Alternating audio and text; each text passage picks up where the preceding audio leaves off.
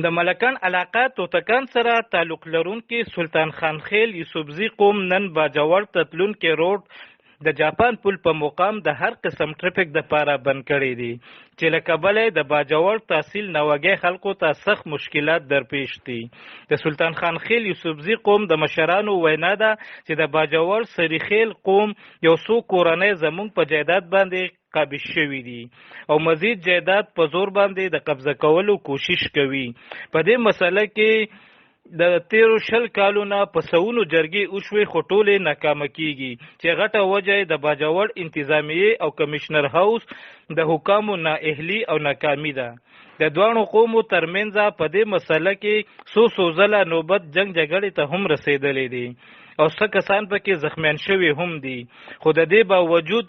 حکومت تر اوسه پورې په دې مسله سنجیده غور نه دی کړی چې له کبله د خونریزۍ خطر پیدا شوې ده. د باجوړ د مشرانو دا وینا ده